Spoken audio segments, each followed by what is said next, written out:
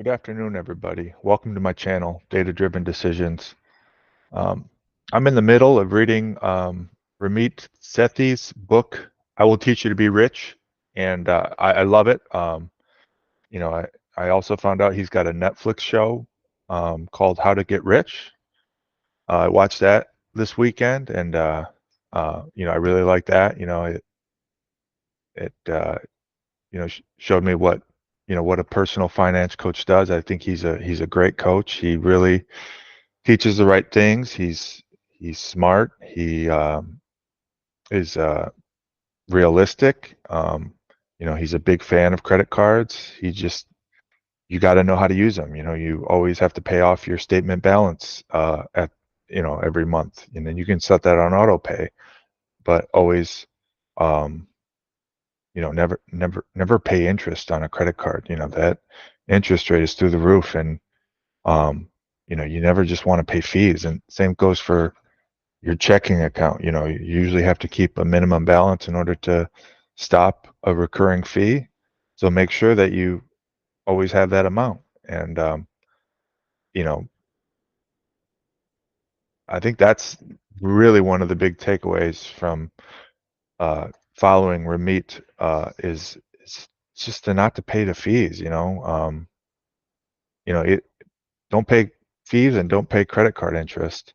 Um, I've never paid credit card interest in my life, and I've let my credit card balances go very high, and it almost looks like I'm in trouble, but I got it all handled. I know when exactly I need to pay off certain balances before that introduction APR rate, and I always make sure it's like a month before I think it's due. I don't want it to come close, but if you end up, say, put 10,000 on a card, you wait till the very end to pay it off, but you accidentally forget and it charges you interest. Well, it's interest on the whole damn year, so you're going to be ending up paying like two grand if you are late by a day. It's their form of phishing. They're trying to catch you. What they want you to do is to rack up the balance, and then maybe get into financial trouble, some sort of laziness. A lot of people, just from watching How to Get Rich, people don't really have sophisticated um, finance ecosystems. Usually just a single checking account. Um, you know, I was surprised that in the show they weren't looking at tools like Mint or Personal Capital.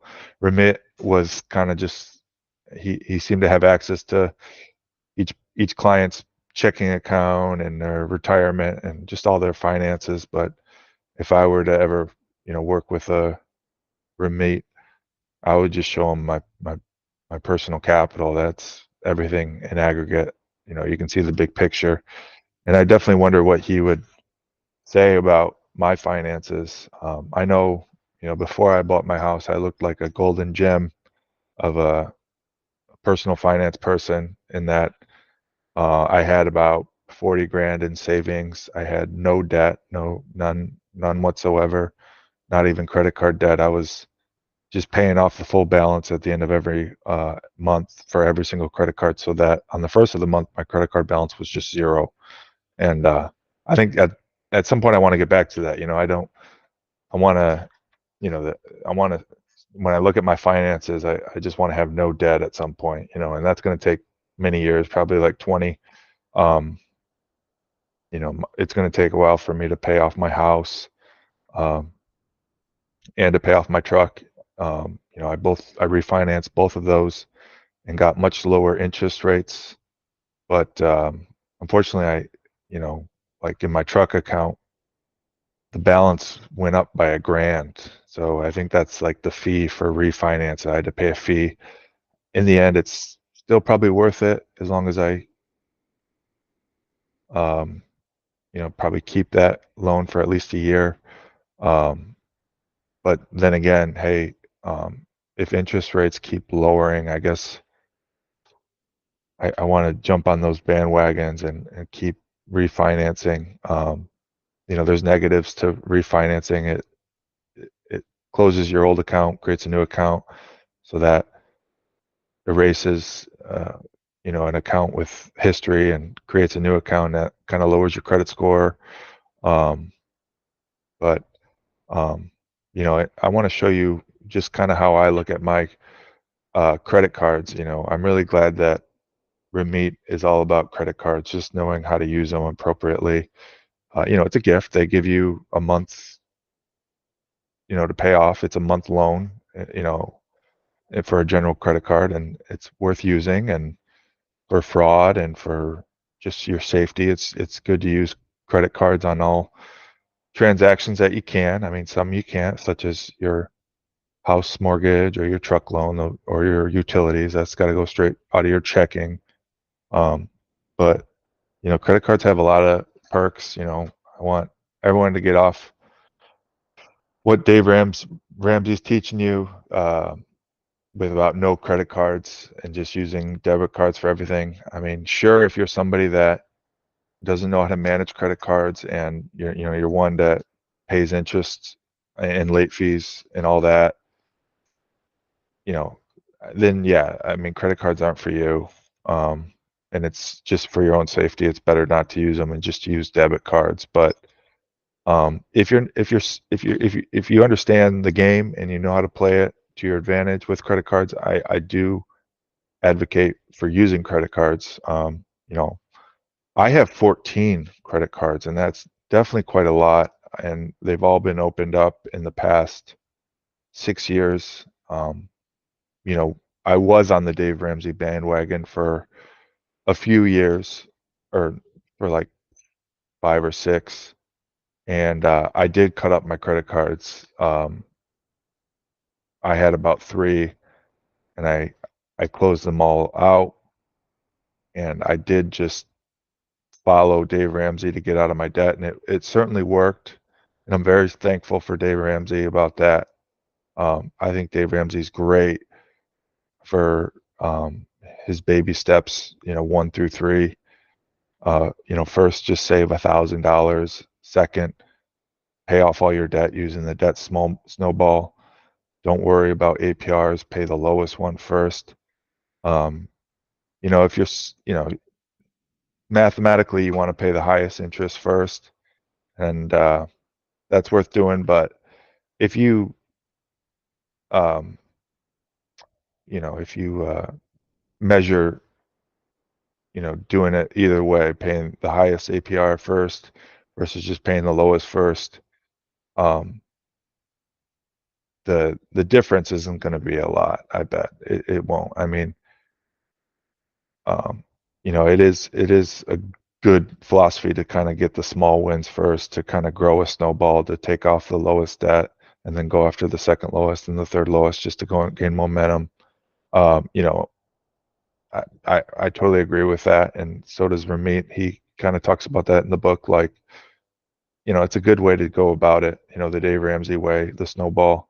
Um, but if you're going to go after the highest interest, then mathematically that is the right thing. You just need to hit it as hard as intensity as you would with the Dave Ramsey debt snowball, and if you do that, then yeah, you would win in paying less interest. Let me share my screen and I'll show you my credit card rewards. All right, so yeah, this is a credit card rewards dashboard showing the credit card reward rate for all my credit cards. And as you can see, I have a lot. I have 14 credit cards, and I definitely make a lot of good rewards on my Chase Amazon card. I get, for every Amazon purchase, it's a 5% reward.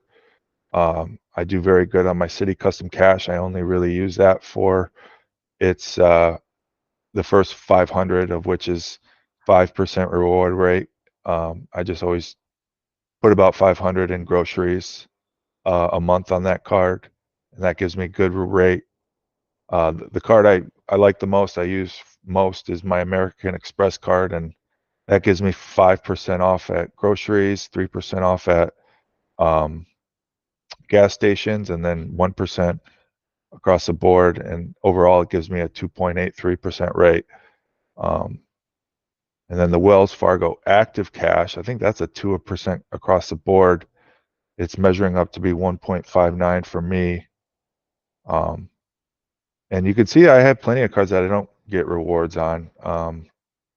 This this Bank of America card, the first one I got, it was worth using because it gave me a high, uh, it had a lot of money on it that I could use, but it doesn't have any rewards.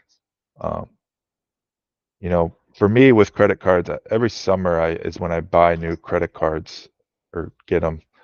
This year I got 4. I got the Apple card. I got the Fidelity card. I got there's 2 cards not here, Discover Chrome and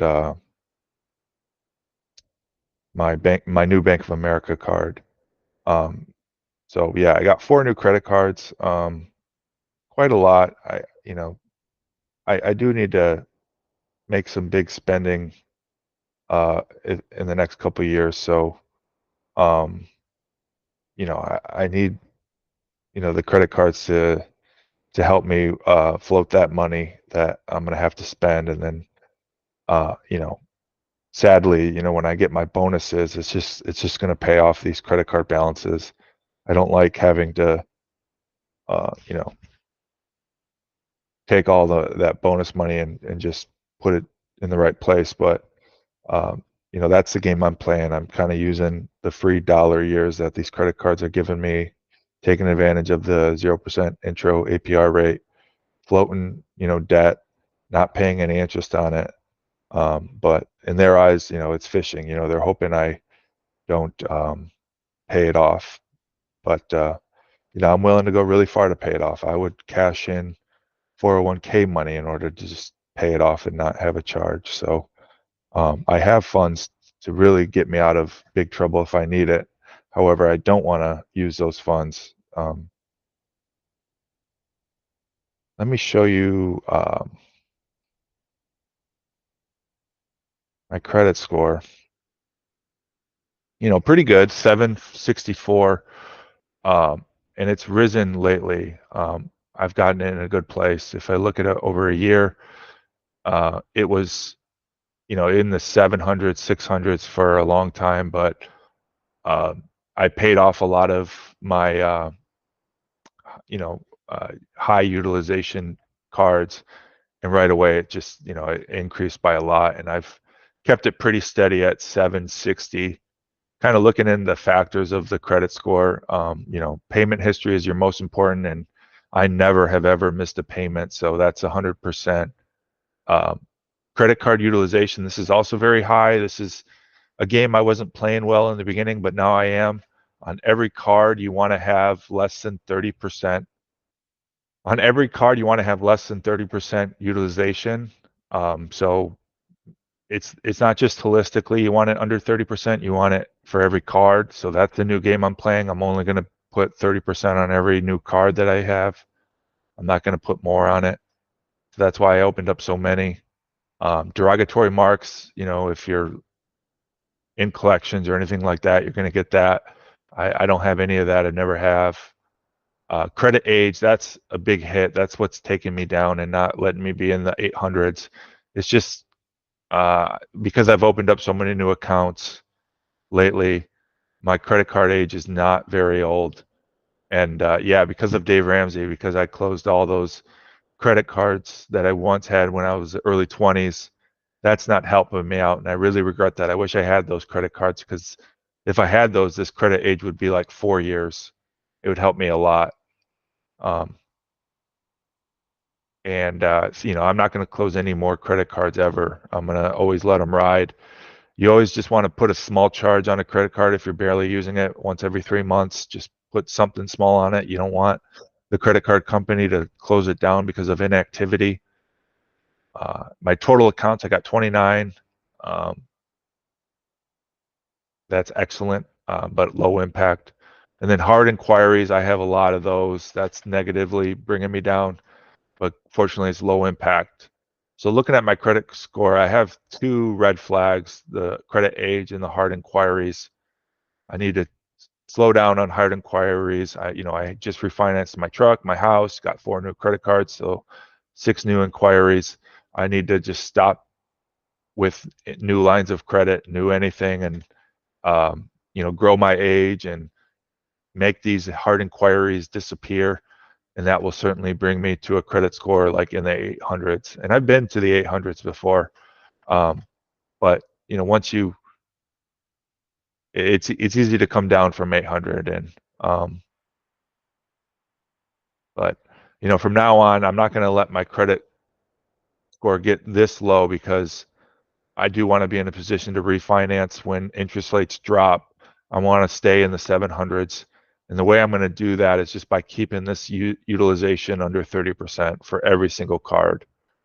And that will keep my credit score steady. As long as this usage stays low, then this credit score will stay high. But this is really the driving factor. I'm not going to miss a payment history. I'm not going to have a derogatory mark. But over time, credit age is going to increase. Hard inquiries are going to go away, and I'm going to keep this usage down, and that will keep me at this, pretty good credit score, 764. So, all right, that's that. Thanks for listening. Have a good one. Bye.